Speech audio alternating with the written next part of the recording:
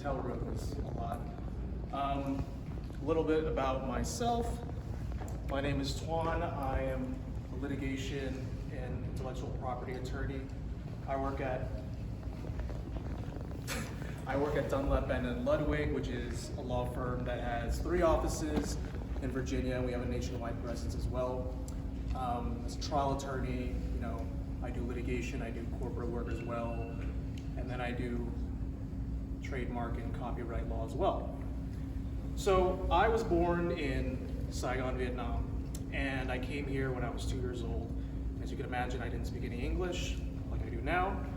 And so growing up, you might have heard this spiel from me when I competed at VietFest last year, and as you saw from the sash, I got Mr. Charming. Hopefully I earned that title.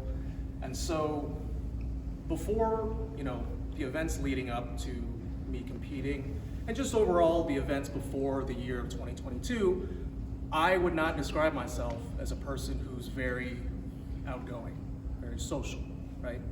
Growing up, as you'd imagine, not knowing English until I was 6 or 7, I was very quiet in class, I was very self-conscious. I was the kind of person who honestly, if I was in class and I knew the answer, I would not raise my hand and say it. There would be entire classes in high school where I would go through the entire class and never say a word. Nobody would know who I was, because I was just so, for lack of a better term, scared of what people thought of me.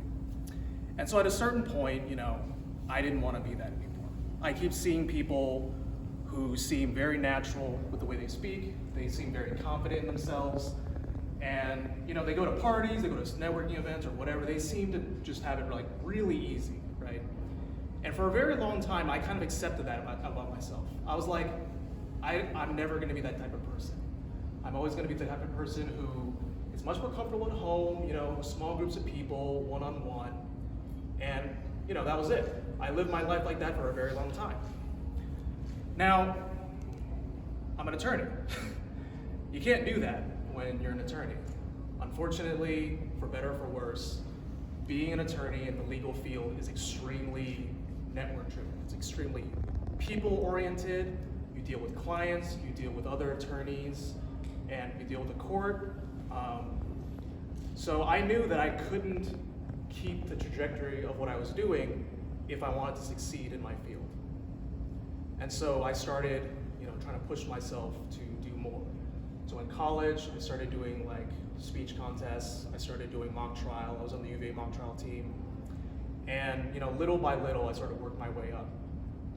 And so the purpose of the presentation today is not only to teach you practical skills on how to improve your public speaking and improve your networking, but I want to instill into each of you a sense of power, in the sense of don't accept the fact that you're an introvert, you don't like going out to talk to people, there's jokes and memes how you don't like to leave your house and everything, and that may be true. But don't accept that as just you're set in life. Don't look over to somebody else and be like, well, I wish they could do that. They could do it so naturally. I am not here where I am now. I was in court literally, not last week, but the week before, for the first time, arguing in front of a judge as a second-year attorney, which, if anybody knows the legal field, that's a big deal. Jury trials, 90% of attorneys never go to jury trials, and I was there. I argued in front of a judge, and I impressed my partner so much that I essentially got, a promotion. And I wouldn't have done that if I was stuck in my old mindset. So I want you to keep that in mind, right? I'm not here speaking to you from a perspective of, I've been like this my whole life and it's super easy for me. I clawed my way up from being somebody who never talked in class, who had, I think, it was undiagnosed, but social anxiety. I never really liked to go to parties. I never liked to be in a group of people where I didn't know anybody. It just gave me a lot of anxiousness and nervousness. And now, I'm not saying that it's gone, but it's significantly attenuated because I kept pushing myself to go out. So I want you to keep that in mind as an overarching theme of this. You can click. I think clicking is better. Clicking? Just tap the, yeah. There you go. So, the presentation today is divided into 3 segments. The first, as you can tell, is public speaking. Most people are extremely afraid of public speaking for obvious reasons. Now, I'm not going to stand up here and tell you that I'm like a little bit nervous talking to all of you, but I'm a lot more comfortable than I otherwise would be because I've done it again and again and again. So that's the first segment. Now, the reason I paired public speaking with networking is because a lot of the things that you learn when you are public speaking, it applies to networking in the sense of public speaking is me, an individual, speaking to a crowd. It's keeping the crowd engaged, it's keeping the crowd interested in what I'm saying, and being able to convey a message, right? Networking is the same thing, except you are talking to usually an individual or a group of people, and you are, making a connection with just a small group of people. It's a lot of overlap in terms of the things that you need to sort of practice. But the reason why I include public speaking first is because I'm going to give you some tips on how to improve, like literally just the way you speak, right? Because now I'm going to kind of spoil it for myself. Like, take note of the way I speak. I've been told I speak very much like an attorney, and I agree with that. But I didn't used to speak like this. I used to be very tongue-tied. I used to say and like a lot, right? And I had to practice to get over that. And practicing does make sense. And then the second part is networking as an individual in terms of phone calls, reaching out to people on LinkedIn, having coffee appointments, etc. And networking as an individual translates directly over to networking in a group. And I'll tell you specific tips on how I network in a group setting. Like, you walk into a room, you don't know anybody, where do you start? So, social batteries. I fully understand everybody in this room has a certain social battery, right? So you go out and you speak to people, whether it's one-on-one, it's in a group, it's in a very busy hall like that. I was walking over there and I was like, holy crap, this is super crowded. But you walk out there and you have a social battery and you have to manage your social battery. Now, I used to think, I go out to a party, I go out to a networking reception, my social battery goes down a lot and I need a week to recover, right? That's true, and it's true for everybody in this room. Everybody has their own capacity in terms of their social battery, and there's also a recovery cost. Let's say you go out to a party. How much does that affect your battery, and how long does it take for your battery to recharge? Now, the message I want to send here is that there are ways, in my opinion, to train your social battery. And I'll tell you what I mean by that. When I was first, to give some context, I'm the first lawyer in my family. I have no legal connections. I came here from Vietnam, 28 years ago, actually, in February. And so I had no legal connections. I started off as a pre-med, like many of you probably do, and I did not end as a pre-med, like many of you probably will not.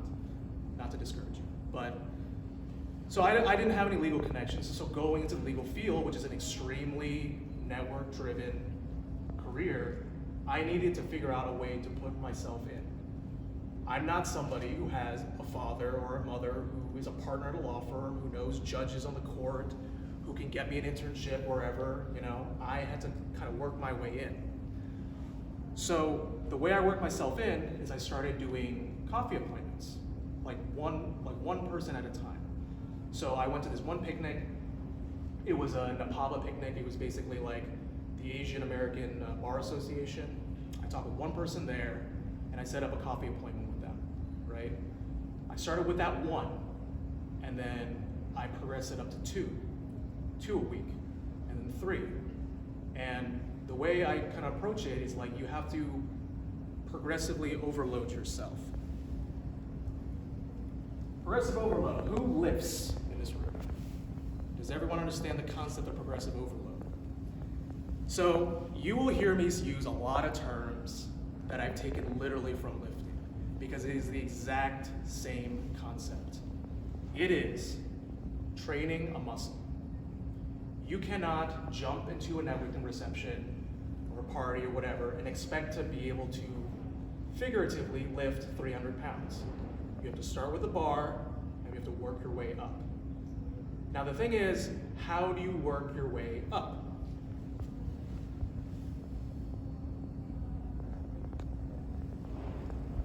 So public speaking, as I'm doing now, is something that terrifies a lot of people because they don't know how to work their way up. They don't know how to verbalize their thoughts. And how many of you have read a book recently where you literally just held the book out, like let's say you're reading to a child. You're reading it out loud and you're sort of just reading. Has anybody done that? You have? Maybe 2 people here? Now, I don't know if you've done this recently and then try it again. If you go and read a book out loud, you will find it surprisingly difficult. You'll think to yourself, wow, like, I think I can read, right? But the thing is, you haven't verbalized your thoughts, right? Everybody has thoughts that are running through their head that you need to put to words. And that in itself is a skill. In terms of, I have things that I want to say, and I need to put them into words that sound articulate, that seem organized, that seem clear. That in itself is a skill, and skills can be trained. Whether you start at a lower level or you start at a slightly higher level, the point is everybody has a starting point, and everybody can get better, right? So the fact that you can get better means that you have to practice, because skills take practice. Now, how do you practice on a day-to-day basis?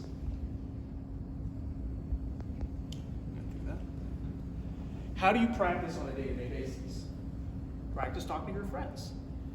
Now, I'm sure more than a few of you use filler words. You use like, you use you use whatever, and you're just kind of speaking really quickly, right? Because you're in a friendly setting. It's like, who cares how you're speaking? The way you practice that in a one-on-one setting or in a small group setting, just be a little bit more conscientious how you're speaking, right? I had a slide up there earlier that said slow down. The reason we want to slow down, right, is we're trying to ease the transition from whatever the words are in your head to whatever you're saying in real life. Like, now as you may notice, I'm not really using any notes. This is all off the top of my head. Like, I don't really public speak based on notes that I hold in front of me. Some people do, and that's totally fine. But the thing is, you have to keep in mind that, like, if you're reading off a sheet of paper, you're limited by what you're saying on the sheet of paper, and you're not able to look into the audience, you're not able to engage as well. Now, because I'm speaking basically off the top of my head, I have to, exercise what you might call a quick transition from thoughts in my head to what I'm actually saying. And it might seem like I'm doing this in a really easy manner, but that's because I've practiced it a lot. Like a lot.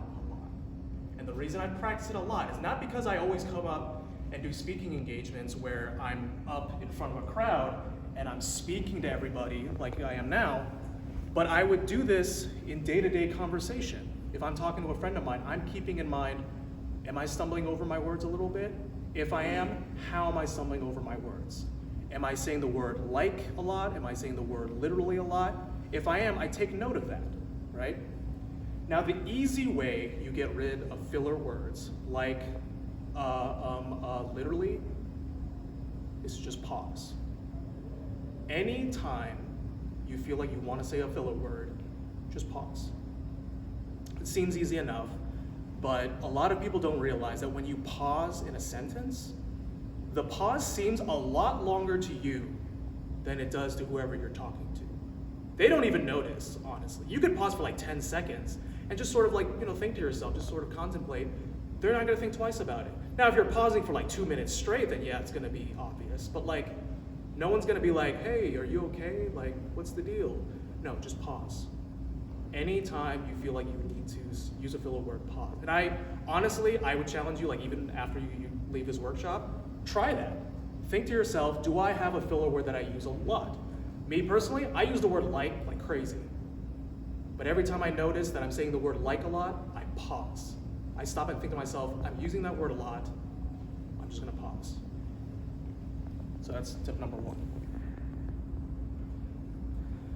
Now, the second tip is something that I learned in mock trial, which is the concept of chunking your sentences. So let's say you have a sentence, and I'm gonna have it up on the screen. So, I'm gonna read this out without any chunking, right? It says, today I'm looking forward to standing up here and presenting to everybody, listening, a topic that many people struggle with, but few people believe they can improve. Chunking is turning your sentence into literal bite-sized chunks, right? You divide them and you put spaces in between certain words so that you can give it to your audience, whether it's one person or it's several people, bite-sized chunks that they can literally, they listen to, they digest a little bit, and then you keep going. Why is chunking helpful? Number one, it just makes you sound more articulate. Literally, I kid you not, take note of the way I'm chunking my sentences right now. I'm deliberately pausing in between certain words and certain sentences so that I can vary the inflection up. I might vary inflection down. I might do a few hand gestures, whatever. Some are intentional, some are not. But the point is, I'm pausing in between certain portions of my sentences so that I can keep speaking. Another advantage to chunking is that it literally allows you to think about what you're going to say next. See that? I just did that right now.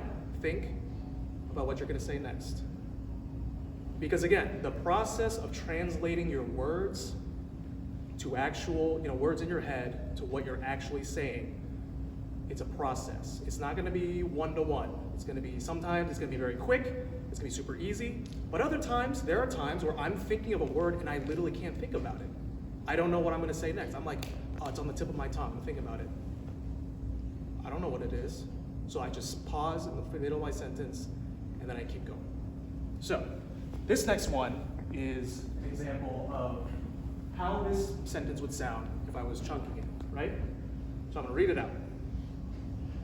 Today, I'm looking forward to standing up here and presenting to everybody listening a topic that many people struggle with, but few people believe they can improve. Everyone noticed what I did with that, right? Does anyone did not notice?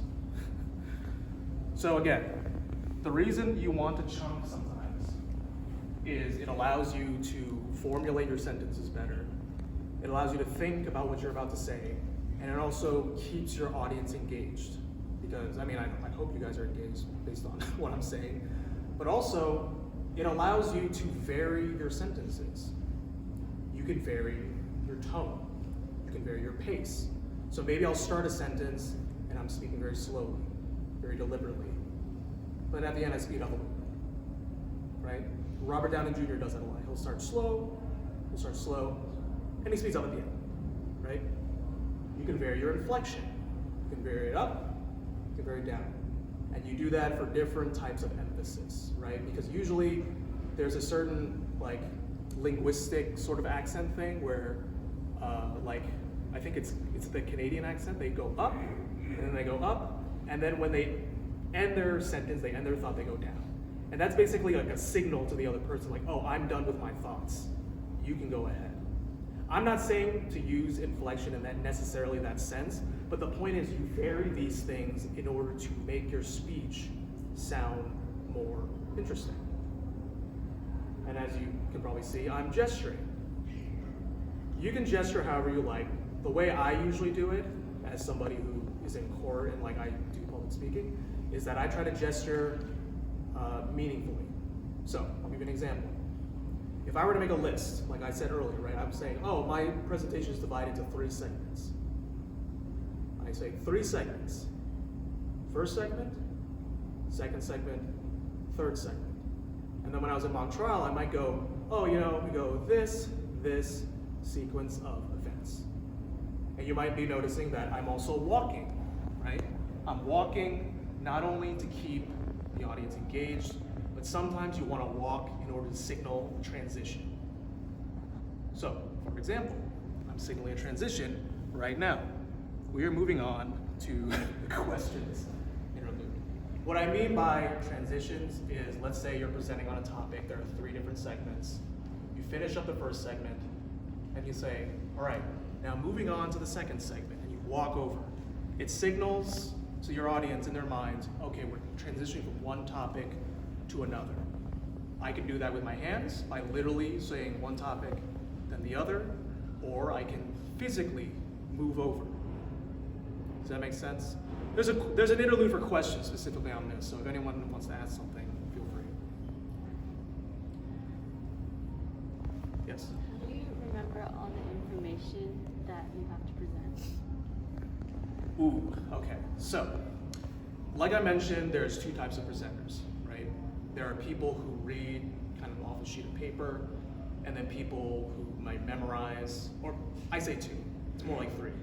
People who read off a sheet of paper, people who memorize what they want to say, and people who are like me, who are kind of freestyling a little bit, right? Memory can be trained. Like when I was in mock trial and I would have to memorize literal scripts of things, that's just a matter of repetition.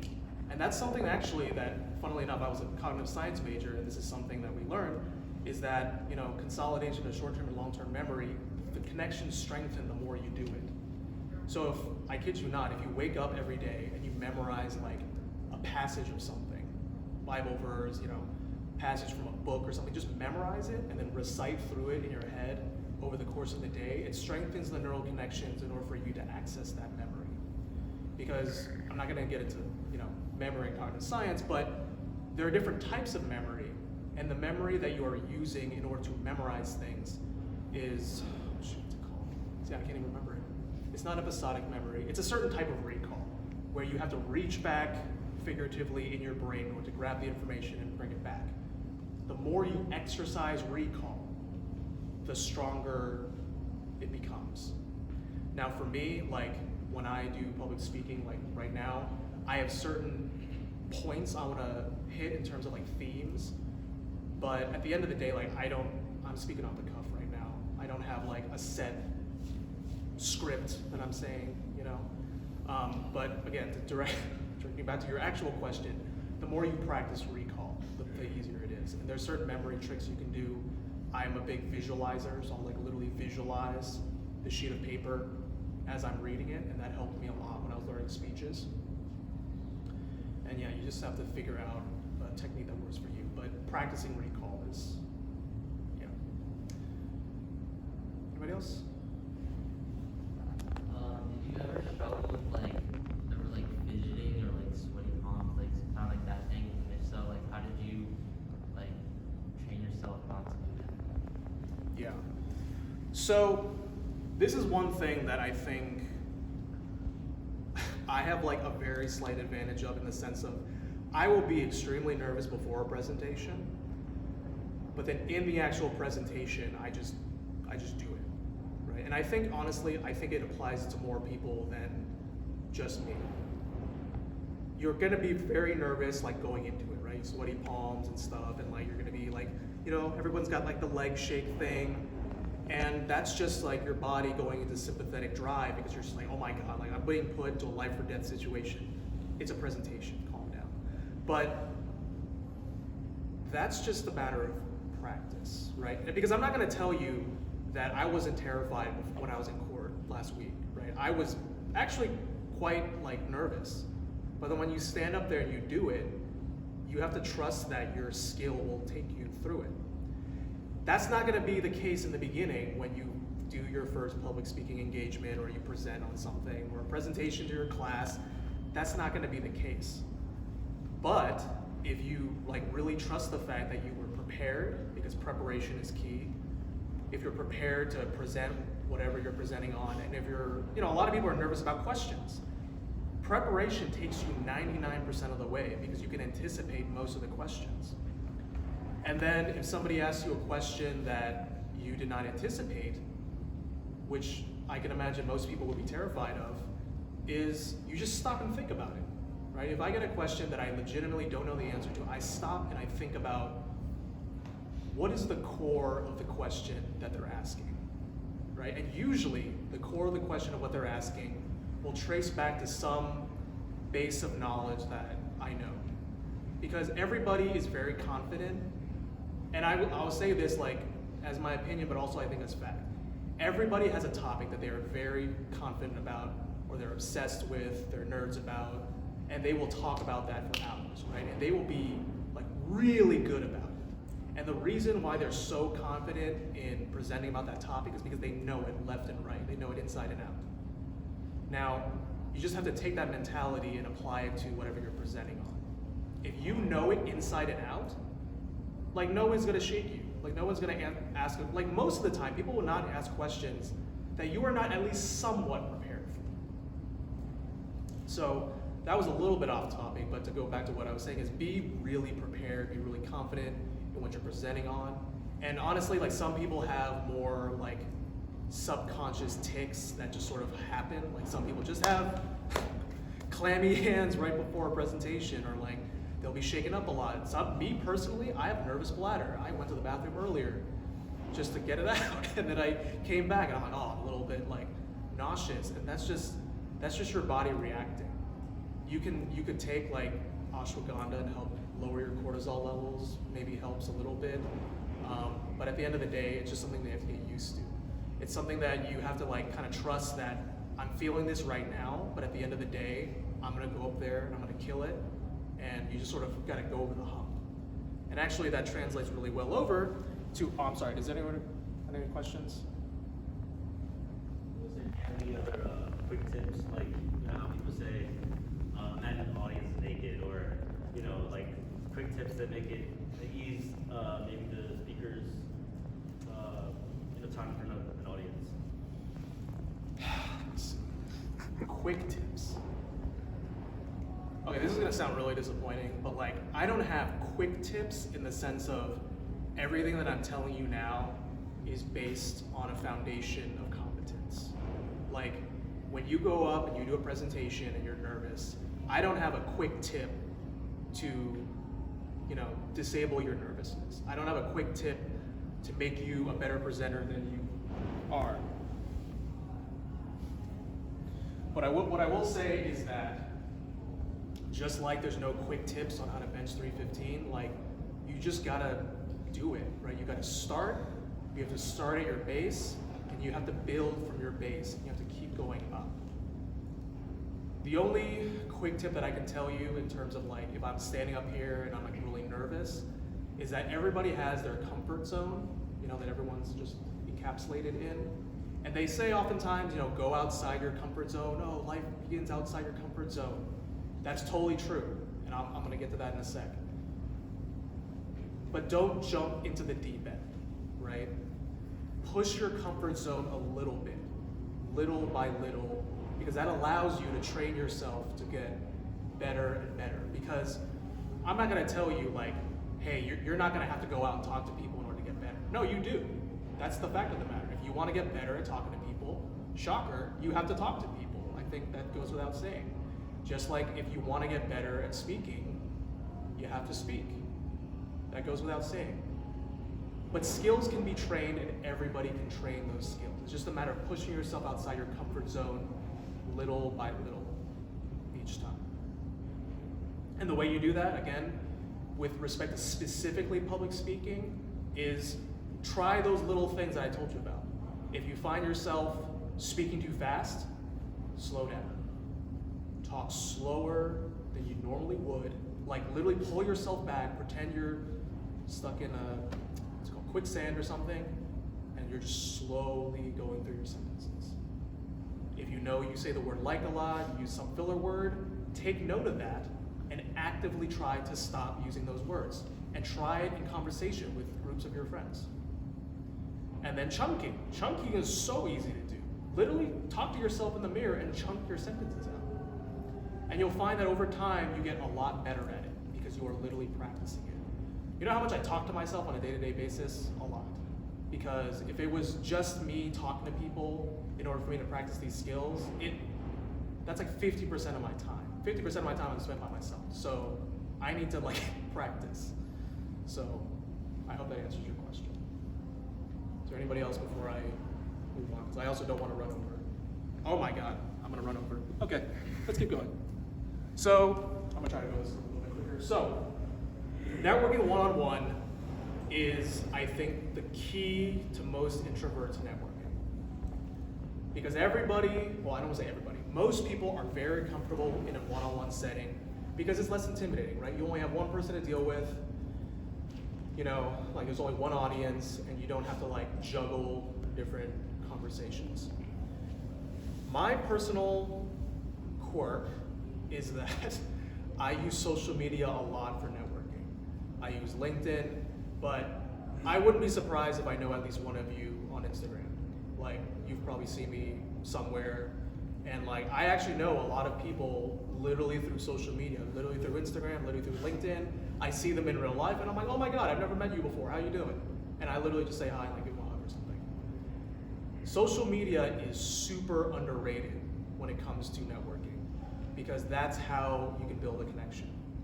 And the way you do that is literally message the person you are trying to network with and ask like, hey, I was really interested in seeing like, oh, your post about this or that or whatever. You know, would you like to have like a phone call to talk about that, or like a coffee appointment to talk about that? This goes to my next thing. I'm sorry, but get used to phone calls. I realize that some people in this room might be terrified of phone calls. The reality is, in the working world, phone calls are like kind of big. Not everybody can text, not everybody can email. Phone calls are super quick. And honestly, phone calls are like the baseline step that you want to take in order to network, because it's the biggest step. A lot of people, I used to actively avoid assignments when I was a paralegal because I didn't want to do phone calls. I was like that scared of phone calls. And now I do them on like a day-to-day basis.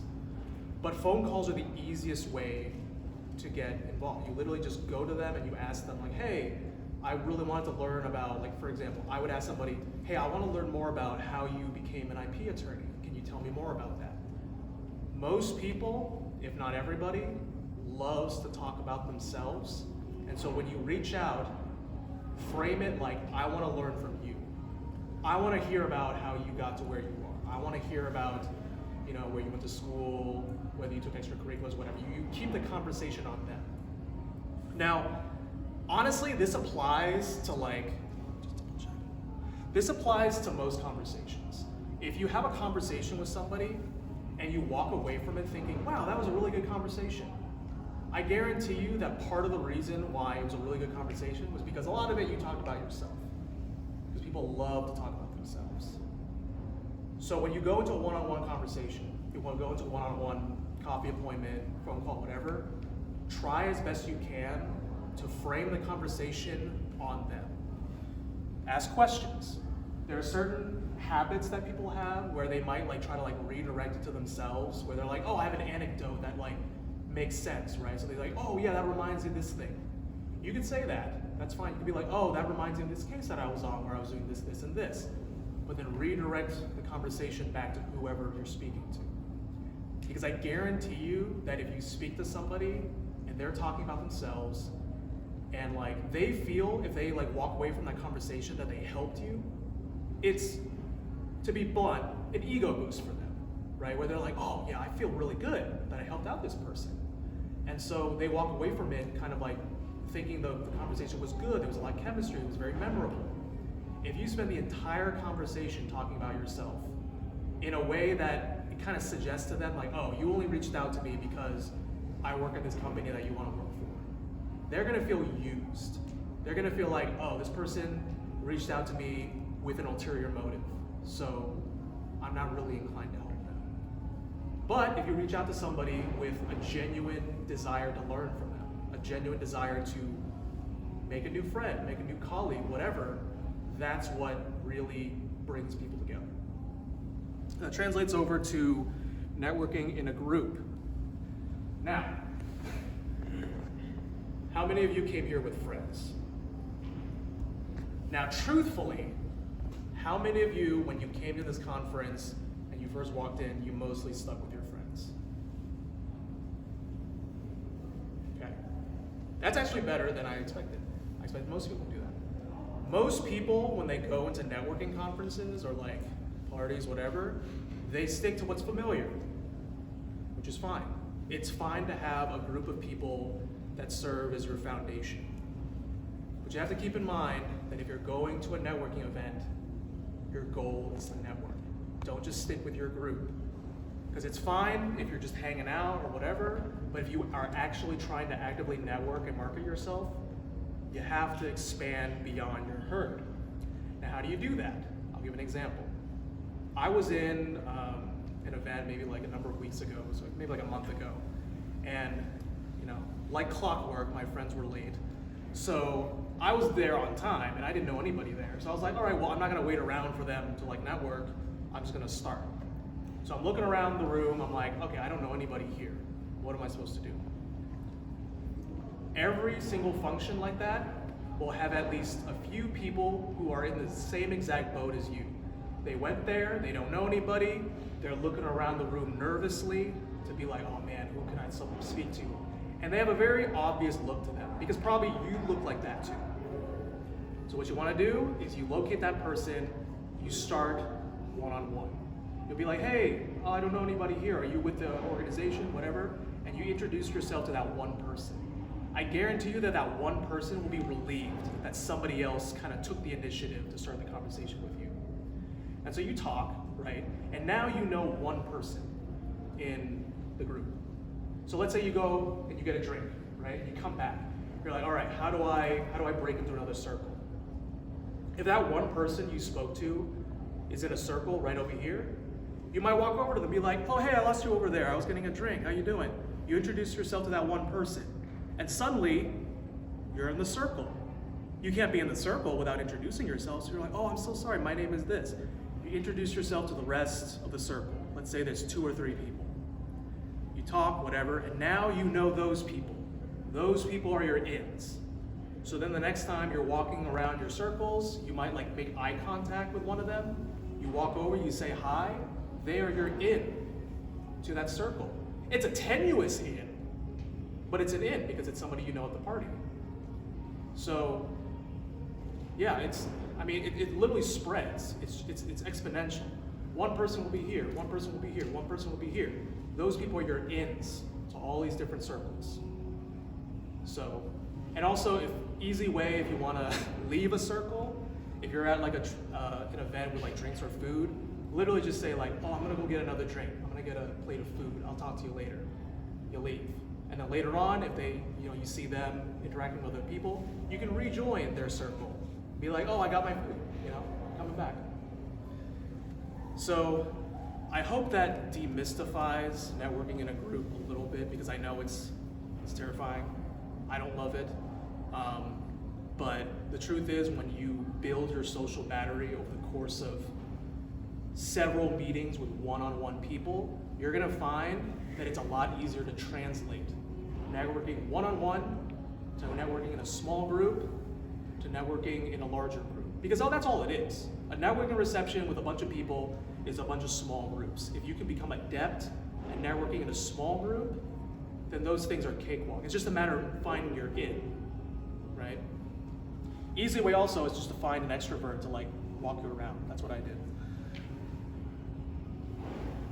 Now, this is the next thing, and I feel like a lot of people neglect this.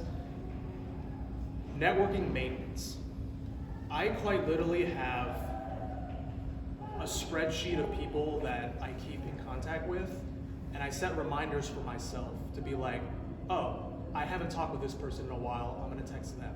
I haven't, I saw that they had a kid or something, so I'll text them. You have to maintain your networks. Because if you think about it, let's say somebody hits you up after 3 or 4 years, right? You met them once at a party, and they're like, oh, hey, how's it going? What's your first reaction gonna be? Are they selling me life insurance? Are they trying to get me into like a pyramid scheme? Like, why is this person contacting me? No, you don't want to be a stranger to any of your connections. You want there to be a genuine connection where if somebody were to like, let's say there's a job opening and at this person's company, they'll be thinking to themselves, oh, I think Tuan would be a good role for this, right? And this goes honestly beyond networking. This goes beyond professional networking. With your friendships, like check up on your friends, because even though there are some friendships that are okay with you just, baseline checking in with them every like 3 months, when you first make a connection, it is a very tenuous relationship, right? They've only met you once. They don't know that much about you. You have to build that connection over repeated interactions, because that's how, let's be real, like that's how friendships work. That's how relationships work.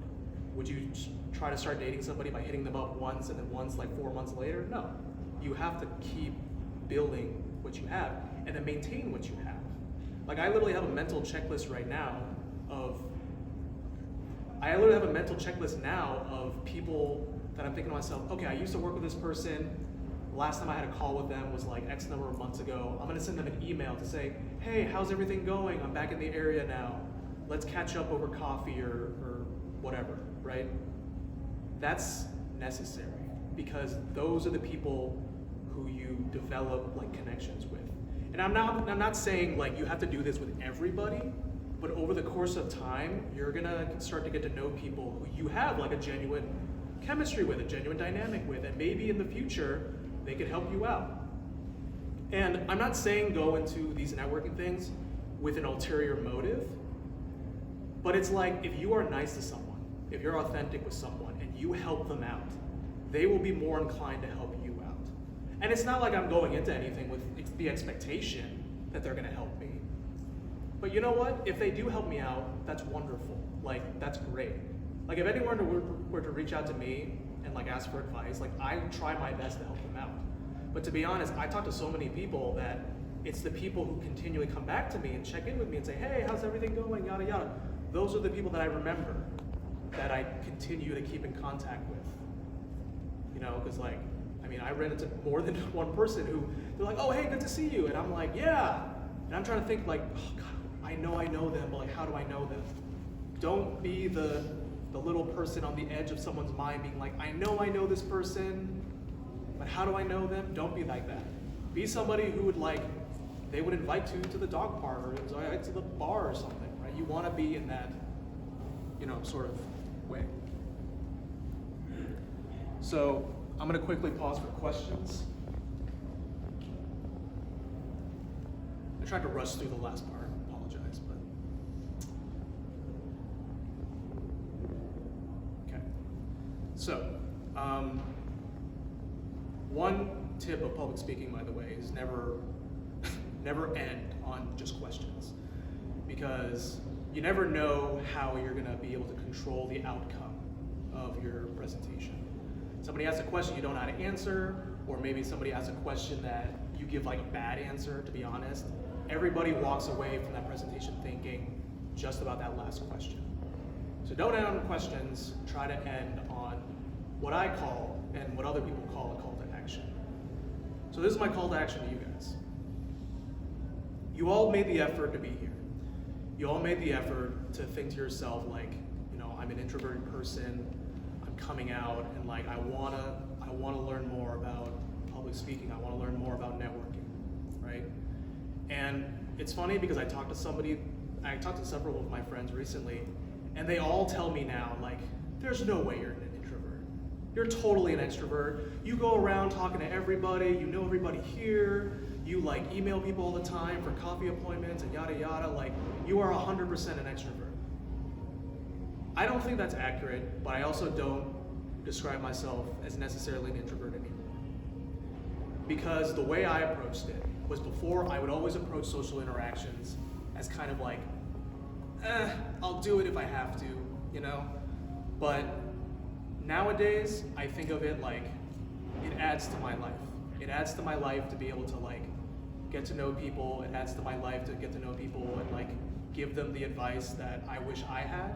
Because everything that I'm telling you now, I didn't have somebody necessarily to teach me this. I started in the legal field like by myself. I had to learn how to network by myself. And a lot of the networking skills that I learned from people who were at networking receptions, they're all like really good at it, and they are natural schmoozers, you know, they're really good at that.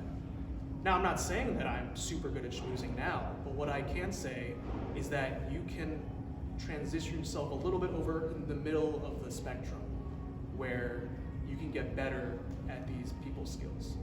Because whether it's public speaking, it's one-on-one interaction, it's networking, these are things that you can progress over time. This is a little bit philosophical, but I'll say it anyway, and I said it in my VidFest speech when I did the contest, is that everybody has strengths and weaknesses, right? And the way you project confidence is not only to take your strengths and make them your forefront, be proud of your strengths, be proud of who you are, Whether you're a very kind person, you're a very giving person, you're very authentic, whatever, use that, take confidence in that. Because people take confidence in what they're good at and what they know that they are. But the second thing is your weaknesses. Your weaknesses can become strengths.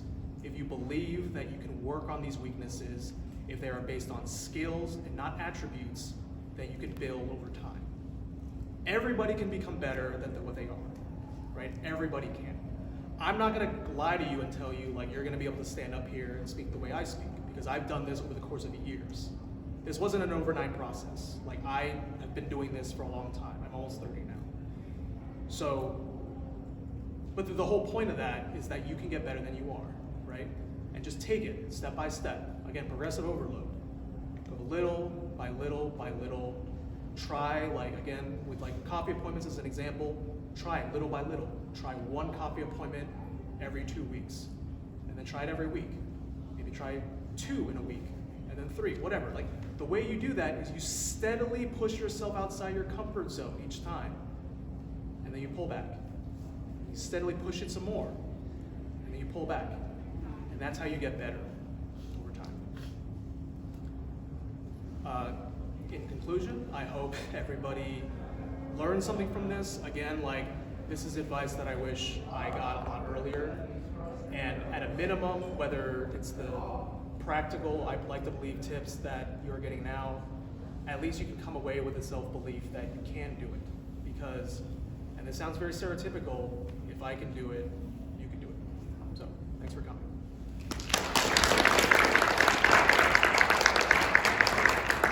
And I'm here to like chat if anyone wants to chat. I also have my card here if anyone wants to scan it, add me on LinkedIn. You can search Tuan Tran Lawyer. I will come up. You can feel free to, connect with me on LinkedIn. I do calls all the time where I'm literally just speaking to you all like this, just more on a one-on-one setting. And yeah, so enjoy the rest of your conference.